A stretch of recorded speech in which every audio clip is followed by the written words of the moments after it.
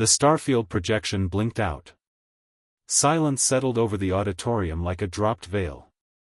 Chancellor Nex, whose form resembled a glowing cloud wrapped in optical fibers, dimmed his light to signal the end of the presentation. And thus concludes the final report on the human incident at Virex Station, he whispered, his voice a gentle modulation in the auditory cortex of the 1,000 attending minds. In the second-to-last row, a spiny, cube-shaped student rotated 3 of its edges, a gesture of disbelief. But Chancellor, that doesn't make any sense. You're saying the humans broke the Virex simulation? That's impossible. No one even knew it was a simulation. Chancellor Nex's glow flickered uneasily. I wish it were impossible, he said. But it happened. And as much as we would love to forget it, galactic ethics now requires this be taught, as a cautionary tale. A warbling buzz rose from the crowd. Some tried to absorb this, others emitted pulses of denial. A being made of crystalline vines simply fainted. One student, a gelatinous creature named Mlup, rippled his surface and asked timidly, but how could they know? The Virex simulation is mathematically perfect. A fully immersive reality shell, engineered over 10 million cycles. Species are born, evolve, die, none suspect a thing. Chancellor Nex sighed, his voice spiking with frustration. That was the idea. Until humans entered. He pulsed toward the central sphere, projecting an image, grainy, security feed.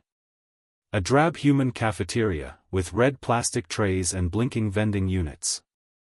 In the center sat the intruder, human specialist Layla Tran, chewing. That, Nex said, was the moment it began. A feathery assistant rotated nervously. She's just eating. No, Nex corrected.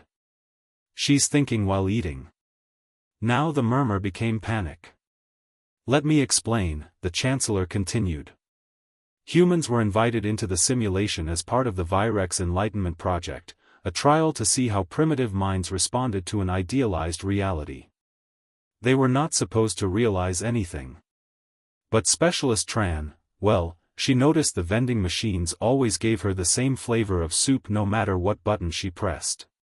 A quiet gasp escaped someone shaped like a spiral staircase. She assumed it was a bug, Nex went on. Most beings would accept it, adapt. But humans? They try to fix the rules.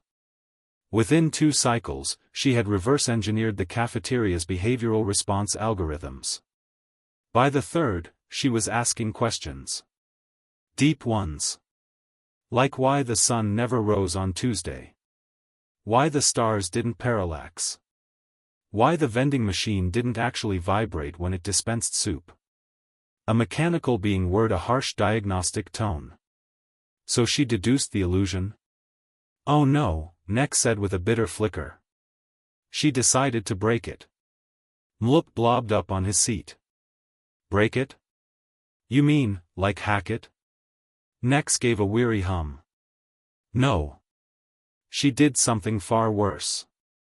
She started teaching the others. She formed a club. The Simulation Skeptics. At first it was dismissed as human madness. But within weeks, beings were questioning everything. Birds stopped flying midair because they'd read that flight might be faked.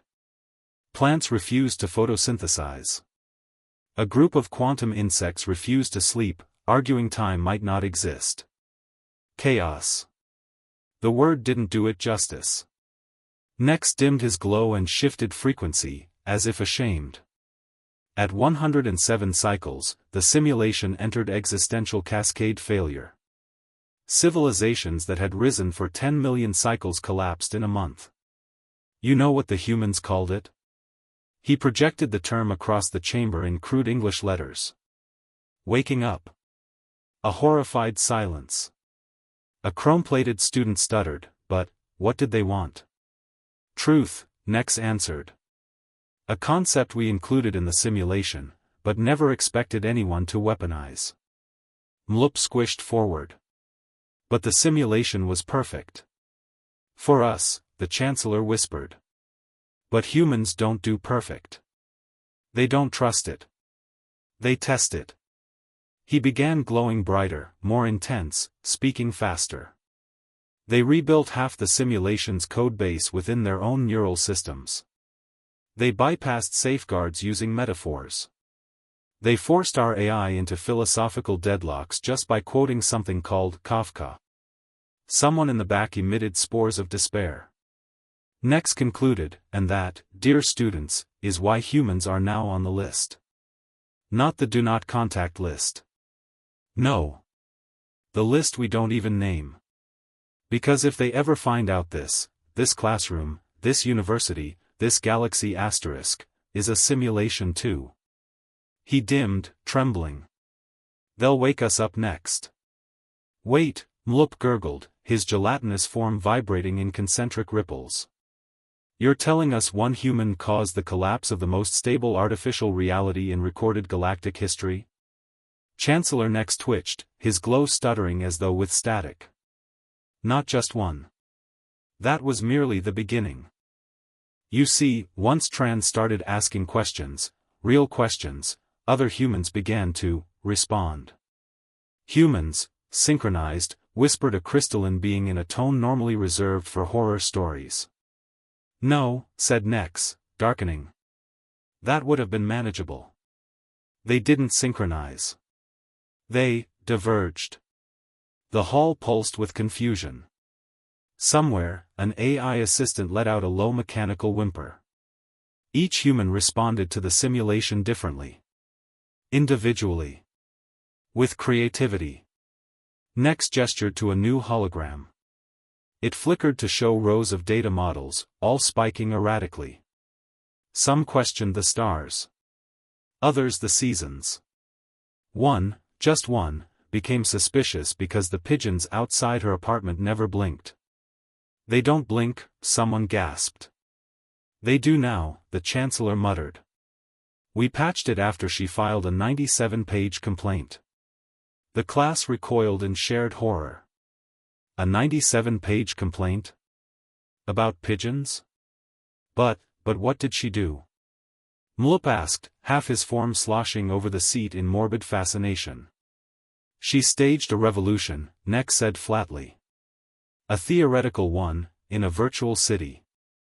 It was meant to be a testbed for low-level civic engagement. She gamified it. Within 4 cycles, she'd convinced the entire digital population to vote for a sentient refrigerator. Was it effective? Asked a curious student made of bouncing logic orbs. No, Nex sighed. It mostly made toast. But it was charismatic. And when we tried to remove the program, the humans protested. Protests.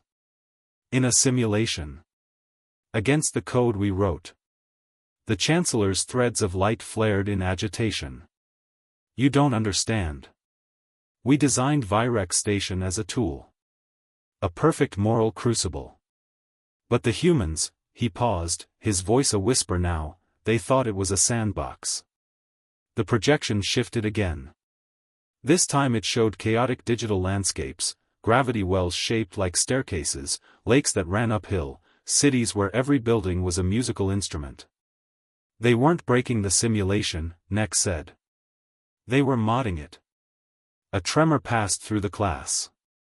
Several entities disconnected temporarily to recalibrate their worldviews. Then, the Chancellor said gravely, came the forks. Forks? Ktha, the sentient vapor trail, echoed, puzzled. Alternate versions of the simulation. Independent human-coded offshoots. Entire civilizations, copied and pasted, with edits. Nex gestured to a diagram so convoluted that one visual-based species simply dissolved in confusion. We discovered over 4,000 unsanctioned Virex variants, Nex said. In one, physical pain had been replaced with interpretive dance. In another, the laws of thermodynamics were enforced by a sarcastic talking frog. And in several, he twitched, humans had elected themselves as narrators of their own stories. You mean they knew it was a simulation? They suspected, he admitted. But it didn't matter. Because they didn't try to escape it. They rewrote it. The silence that followed was immense. Not just acoustically, emotionally, culturally, intellectually.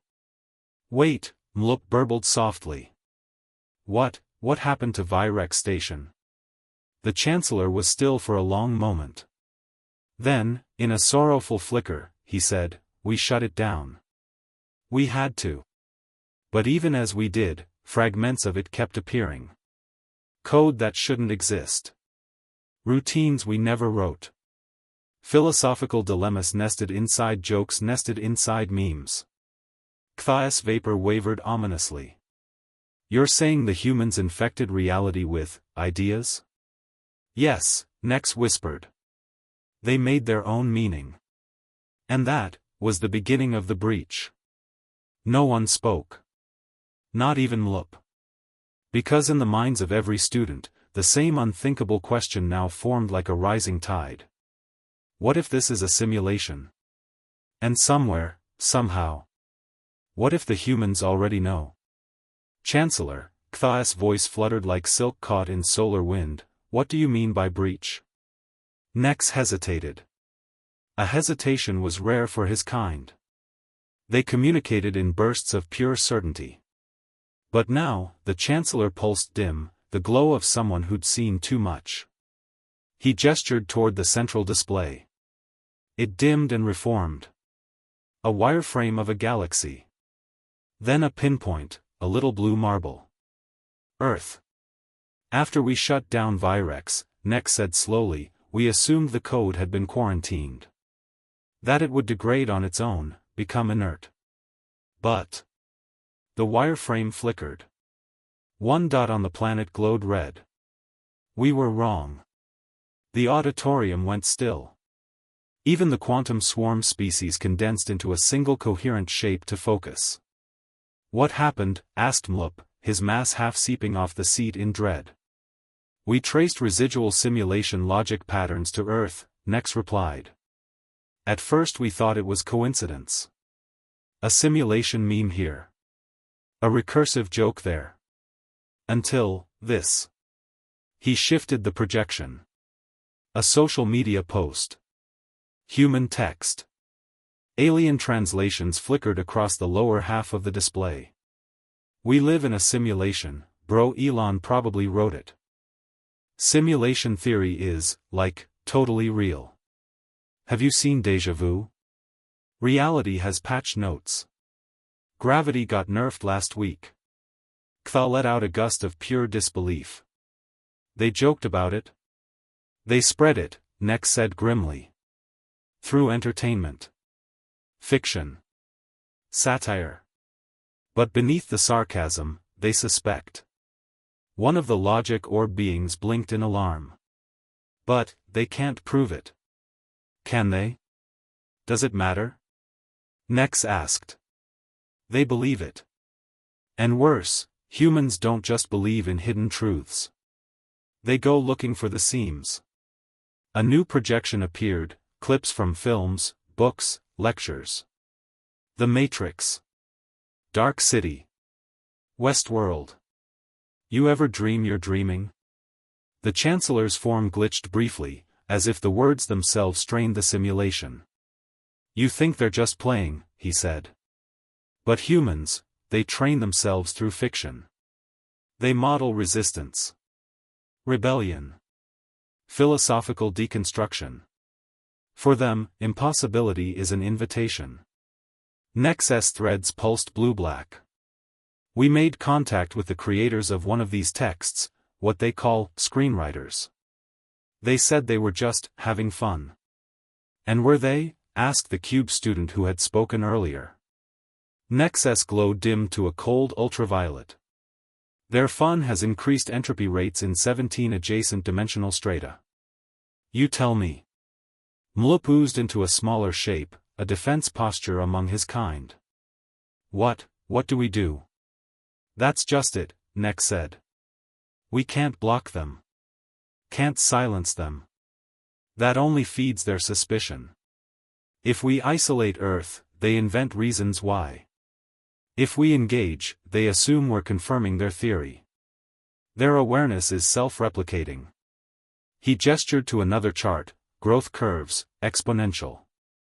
In the last 10 Earth years, he said, interest in simulation theory has risen 2,000%. Their scientists argue about it. Their philosophers write essays. And their children. He paused. Switched to an image. A young human child. Sitting cross-legged on a floor of plastic toys. Looking directly into a camera. If this is a simulation, the child said, can I talk to the ones outside it? That voice. Calm. Curious. Not afraid. The class shivered. Do you see? Nex asked. They aren't just figuring it out. They're reaching up. Silence. And then, from the back, a voice. It was quiet. But clear. So, what if we told them the truth? All heads turned. Even Nex blinked his fibers. Ktha shimmered uncertainly. Who said that? A figure rose from the shadows. Humanoid. Familiar. A human. The room screamed. It was not a vocal scream, of course. It was the psychic scream of 1,000 alien minds realizing they were in the presence of the one species they had just agreed could not, under any circumstances, be allowed to ask questions. The human smiled. Name's Elijah, he said. Observer class. Been here for a while. Nex's bioluminescence flickered in horror. Impossible. This is a secure simulation node. No human can interface here. Oh, sure, Elijah said, hands in his jacket pockets. Technically. But that's just a rule. And you know what humans do with rules? He leaned in. We see them as puzzles. No one moved. Elijah stood at the center of the hall, casual as gravity. Alien forms twisted in shock around him. One crystalline being began melting from sheer conceptual overload, while a logic orb tried to roll out of the auditorium and hit a wall labeled "Do not phase through." Even Chancellor Nex had dimmed into a near-invisible wavelength, the bio-light equivalent of curling into a fetal position. You can't be here, Nex finally managed to whisper. I know, Elijah replied brightly, which is why I am. He walked up the central steps, hands still in his coat pockets. Around him, the crowd parted like a split in probability space. It's funny, he continued, all this effort to keep us out. The simulations, the quarantines, the special committees. He paused at the Chancellor's podium, turned, and looked directly at the class. You know what it reminded me of? No one answered. Firewalls. Ktha's vapor shimmered in alarm. You think our reality is a firewall? Maybe. Maybe not. Elijah shrugged. But you designed it to keep something out. Or in. That's the thing with walls, you don't know what side you're really on until someone crosses over. He tapped the floating holoprojector. A new image appeared, a human eye reflected in a screen, lines of code dancing in the pupil. Below it, in scrolling text, am I the bug, or the debugger? Mlup released a sound somewhere between a gurgle and a spiritual crisis. You came here, to threaten us? Nex asked, voice sharp now, regaining some of his glow. Threaten? Elijah frowned. Nah. That's not our thing. We're just curious. And you lot are, fascinating. All this infrastructure. All this secrecy. All these rules and rituals just to preserve, what, a version of truth. We are preserving stability, Nex hissed. Elijah's grin widened. Right. And how's that going?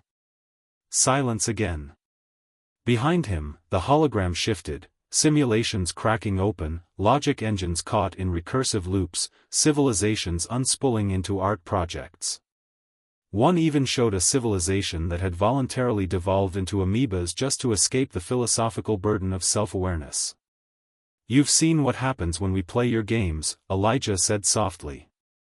"So maybe you're right to be afraid. Maybe humans shouldn't be in your simulations. But maybe..." He turned back to Nex. "Maybe you're running the wrong kind of simulation." The Chancellor flared violet. "Explain." "You treat us like data to observe," Elijah said. "You run tests, watch responses, tweak variables. You build simulations to contain truth, but we build stories to expose it. You build structure. We build paradox. You ask how does this world work, we ask why is it worth living in." One of the students collapsed into fractals. "I'm not saying we're better," Elijah added. "Just different. You're trying to solve the universe. We're trying to feel it. And what if that feeling," Nex said, voice tremoring, "breaks the very fabric of existence?" Elijah looked up at the grand, glowing arches of the alien hall and smiled sadly. "Then maybe it wasn't much of a fabric to begin with." Ktha shimmered toward the podium. "Then why come here? If you know you break things, why enter at all?" Elijah pulled his hands from his pockets for the first time. One held a small black object. A pen. He held it up between two fingers. "Because I want to write something new." That phrase hit the auditorium like a shockwave. A pen. Not a weapon. Not a data extractor. Not a logic spike or a frequency disruptor. A pen. He clicked it once. "Let me propose a trade," Elijah said. "You keep building simulations. We keep telling stories. But this time, we compare notes." The class didn't move. But something shifted. A pressure released. A frequency softened. Even Nex's edges stopped vibrating. "A story," Ktha whispered, "about us?" "A shared one," Elijah replied. "Maybe the first of its kind." "And if we say no?" Elijah smiled. "Then I'll leave. But someone else will come. You know how we are." He gestured to the holoscreen one last time. It displayed just 4 words, written in human script. "What if we're right?" He turned. And walked toward the wall. There was no door. There didn't need to be. Reality folded for him, like paper giving way to ink. And just like that, he was gone. For a long time, no one spoke. Then, in the back of the hall, Mlup burbled quietly, "Does anyone else suddenly want to write a poem?" For the next 6 galactic cycles, no one at the University of Ontological Inquiry spoke of the human. Not openly. But whispers passed like radiation through vacuum, silent, invisible, and dangerous. Elijah had become a myth. A glitch in the lecture logs. A forbidden case study circulated in encrypted peer-to-peer sent packets, or in soundless patterns only visible through photon reflection. Mlup, of course, never stopped talking about it. He had a pen, he gurgled excitedly to Ktha, who now shimmered noticeably dimmer than usual. Not a hypertool, not a neural relay, not even a logic crystal. A pen. "Yes, Mlup," Ktha sighed. "You've mentioned it. Twice today. He didn't threaten us. He authored us." That phrase had stuck. In fact, it had become something of an underground slogan. Spray bubbled onto vapor halls. Etched into crystalline growths behind lecture domes. Whispered in every faculty meeting where the chancellor didn't attend. He authored us.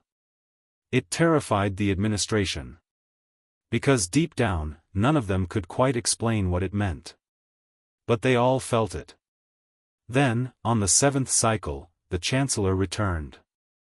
Nex hovered at the apex of the central atrium, a being who had once dimmed with fear now burning brighter than ever. His glow pulsed in waves, disciplined, intentional.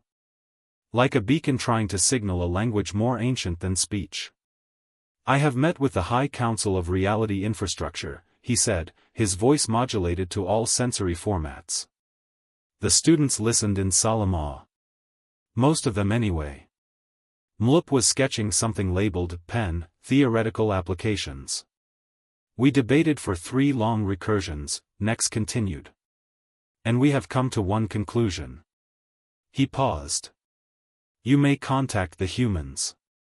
The silence that followed was deafening, even to those without ears.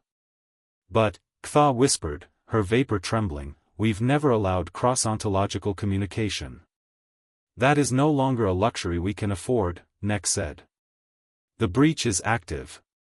Not a fracture. Not a code anomaly. A full-blown conceptual bleed. And we've realized something we were too proud to admit before. Mlup leaned forward. Nex's glow dimmed, not in fear now, but in humility. The humans are not an anomaly. They are an update. Shock rippled through the hall like a rogue wave. Then why now? Asked one of the logic orbs. Why let us speak to them after so much damage? Nex turned his attention to the central console. With a flicker, he activated a communication bridge unlike anything the university had ever built. Not digital. Not psychic. Something weirder. Because they've been trying to reach us for decades, Nex said softly. And we finally picked up a message. The display filled with static. Then stabilized. A simple human transmission. A podcast. A host's voice echoed in universal translation.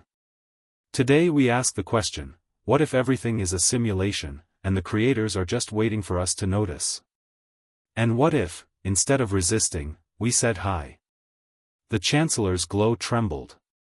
This is our chance, he said. Not to test. Not to observe. To respond. The room was still. Until Mlup raised a gelatinous limb. I volunteer. A horrified shiver passed through several species simultaneously. You? Ktha hissed. You once got lost inside a recursive textbook. All the more reason. Mlup burbled proudly. I know what it feels like to question everything. The Chancellor was silent for a moment, then gave a slow, pulsing nod. You won't go alone. From the side of the hall, a shape emerged. Sleek. Familiar. It was a simulation interface rig, ancient technology, long shelved. Until now. We've modified the connection protocols, Nex explained. The interface will allow you to engage directly, with a real human. Ktha whispered, do we even know what that means anymore? Not yet, Nex said.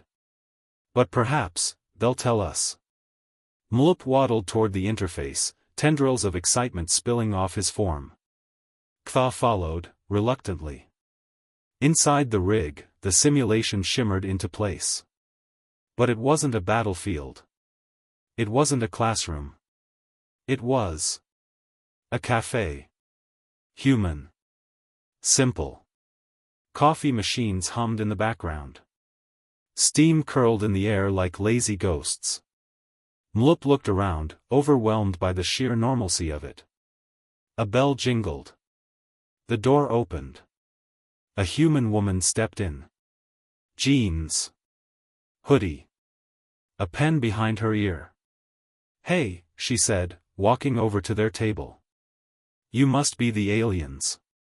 Mlup burbled excitedly. Ktha shimmered anxiously. The human sat down, offered her hand. I'm Layla.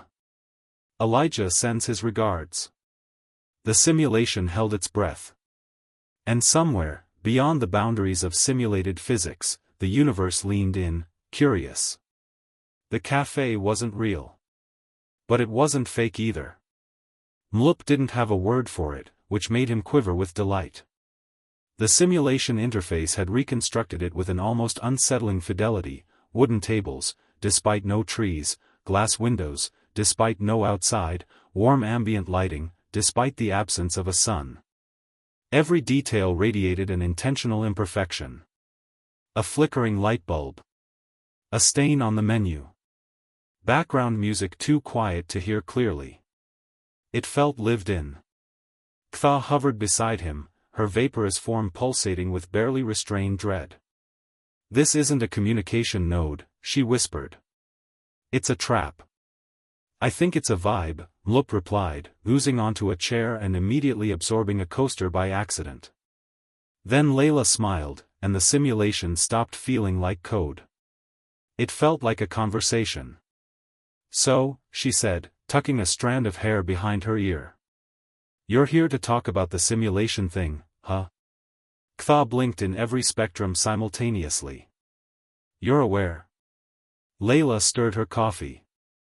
"I mean, yeah. Sort of. There's been debate. Forums. Podcasts. Subreddits. But it's like background radiation. Everyone jokes about it, but no one does anything. And why not?" Ktha's voice spiked. "You've detected the inconsistencies. The mathematical asymmetries. The compression patterns in physical constants." Mlup burbled helpfully, "Also that time your moon glitched and duplicated its reflection." "Oh yeah," Layla said. "That was weird." Ktha nearly imploded. "Then why didn't you demand answers?" Layla took a sip of coffee. And shrugged. "Because the coffee still tastes good." Mlup paused mid-wobble. "I don't follow." "I mean," she said, "if we are in a simulation, that just makes things more interesting. Right? Someone, or something, built all this. Which means there's a reason. Maybe even a story. But it's fabricated," Ktha hissed. "Constructed. Every law of nature possibly artificial." Layla smiled gently. "So is every novel." The two aliens fell silent. Layla leaned back. "The way we see it, maybe it doesn't matter if this world is real or fake. What matters is whether we get to write in it."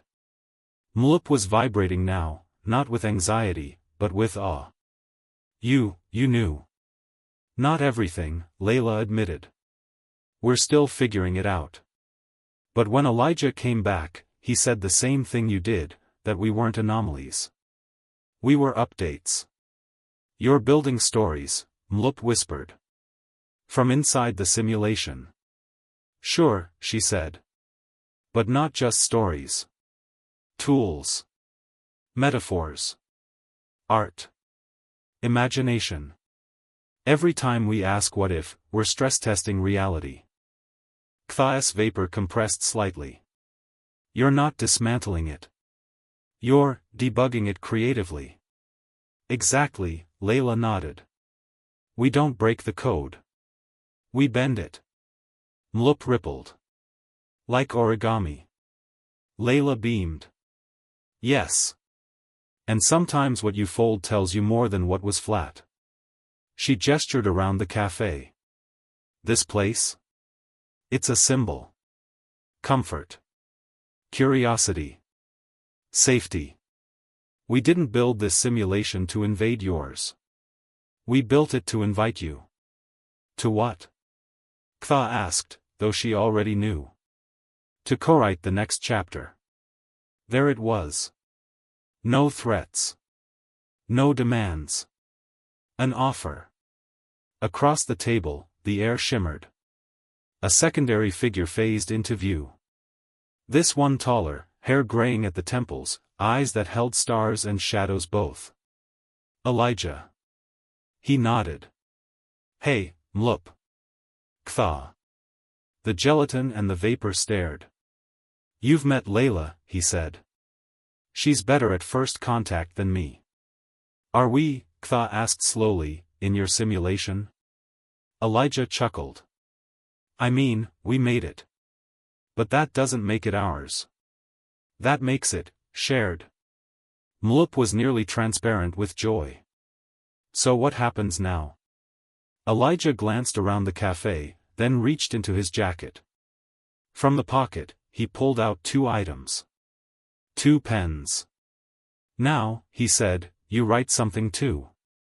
Kva hovered, stunned. "We're not storytellers." "Not yet," said Layla, offering the pen. "But you're very good at asking why. That's where all the best stories start." Mlup took his pen reverently, cradling it like a newborn data packet. "What should we write about?" Layla grinned. "Whatever breaks your world in just the right way." The lights flickered once.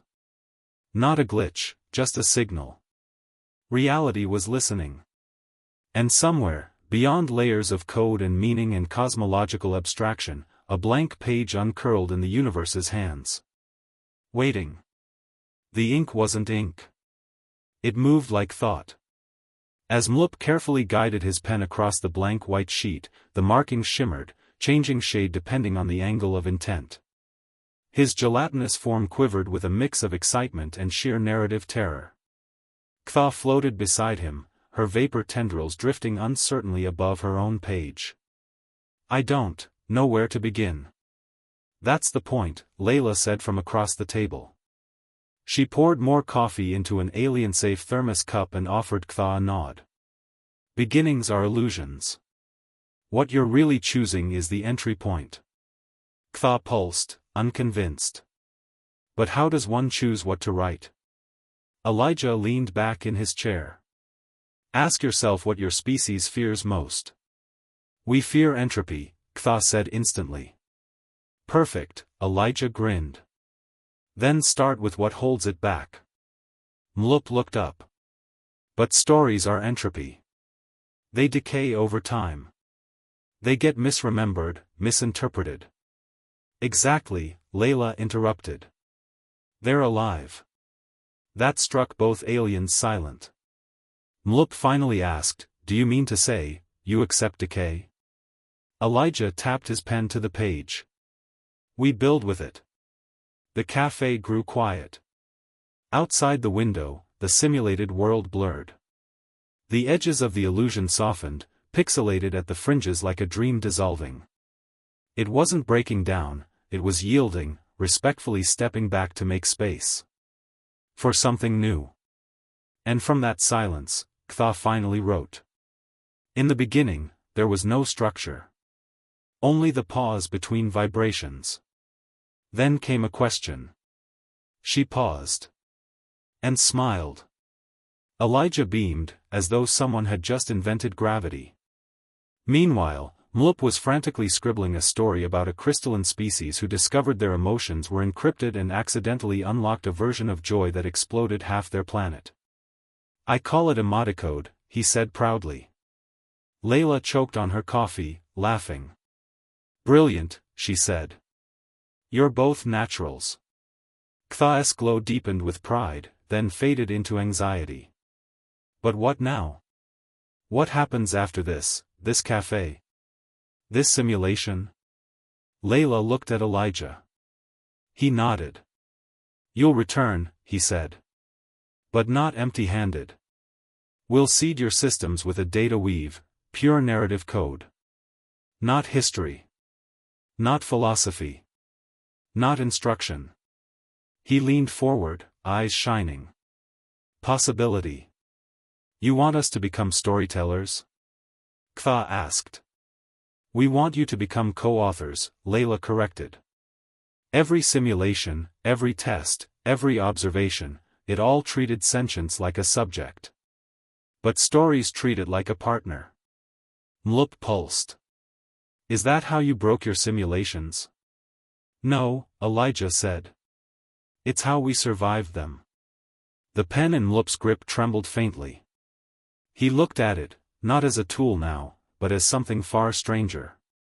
A permission. And then came the ping. The cafe shimmered. The simulation rippled. A voice, Nex, cut through the veil. "Bridge cycle ending. Return required. Emotional equilibrium required for safe extraction." Kva sighed. "We're being recalled." Layla stood. So did Elijah. Take what you've written, he said. Even if it's incomplete. Mloop looked panicked. But I haven't finished the epilogue. Layla touched his notebook. Neither has anyone.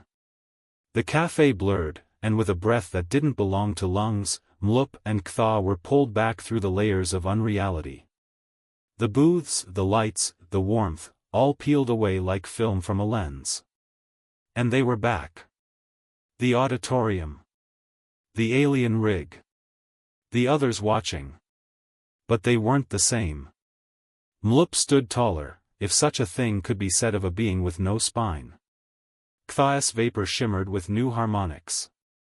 They looked at Nex. We made contact, Ktha said. The Chancellor nodded, his glow dimming with reverence. And? They gave us, Mloop looked down at his pen. A beginning. Behind them, the interface rig pulsed one last time. A final image shimmered on the projection wall, not a file, not a command, but something utterly alien in a simulation system.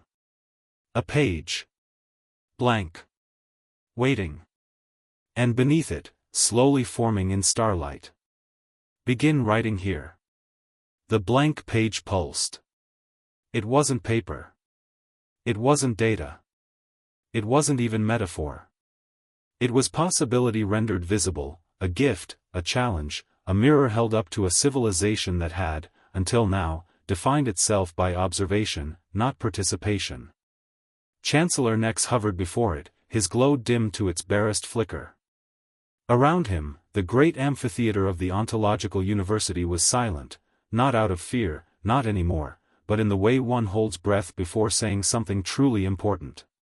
I was wrong, Nex said. The words rippled across species. Translated into color for the photonic beings, into scent for the spore clouds, into gravitational fluctuations for the dimensionally non-local. I believed structure was sacred. That reality must be kept stable, safe, sealed. He turned, his glow expanding as he faced Mloop and Ktha. They stood with pens still in hand, back straight, not because protocol demanded it, but because purpose did. But the truth, Nex continued, is that structure without story becomes a cage. A murmur. Agreement. Curiosity. A few clicks. One hopeful molting. So we rewrite, he said. Together. And in that moment, for the first time in recorded galactic history, the university abolished its own curriculum. No more observation-only degrees. No more passive enlightenment. They introduced a new field of study. Xenonarratology. The co-creation of story across species. The response was instantaneous. The Void Dwellers submitted a story composed entirely of gravitational poetry, invisible to most forms of matter. The liquid intelligences from Theta 3 wrote a symphonic autobiography using only changes in viscosity. The silicon-based fungi drafted a romance between two spores who fell in love across antimatter dimensions. Even the time-folded chronokin, who usually existed in reverse, submitted a prequel. And the humans? They responded in the way only humans could. With a live event. Elijah and Layla invited the council to a place they had built together. Not a simulation. Not a projection. A stage. On a rotating satellite in the upper atmosphere of Jupiter, beneath transparent shielding and drifting auroras, a temporary structure was erected. Not metal, not glass, but narrative architecture, grown from concept seeds and light-reactive memory foam. The sign above the entrance said nothing. It didn't need to. Inside, beings from across the galaxy gathered, not as diplomats or scientists, but as audience. The performance began. There were no actors. No script. Just humans and aliens standing side by side, telling stories to each other. About things that didn't exist yet. Things that might. Things that couldn't possibly. And when a sentient probability wave asked, trembling with uncollapsed uncertainty, but what if our stories break the fabric of this reality? Layla had smiled. Then we'll write a better one. And no one laughed.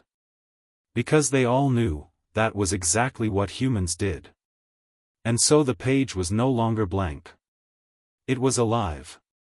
Back at the university, Mlup now taught a course called Plot Holes and How to Love Them. Kva published her first holonovel, Entropy is a Feature, Not a Bug. Chancellor Nex retired to focus on experimental freeverse. And somewhere, in a quiet cafe, sometimes real, sometimes not, Elijah and Layla still meet, sharing drinks and drafts of new ideas, listening to stories from the stars. Because once the universe realized humans weren't trying to escape the simulation. They were trying to upgrade it. Everything changed. Not instantly. Not perfectly. But permanently. And in a remote corner of space, where old simulations hum quietly like forgotten songs, a single terminal flickered to life. Lines of code danced across the screen. And a message appeared. Story saved. Simulation updated. Continue? A cursor blinked. Waiting. And somewhere, a human hand reached for the pen. And wrote. Yes. If you like this sci-fi story, subscribe to the channel to not miss new stories.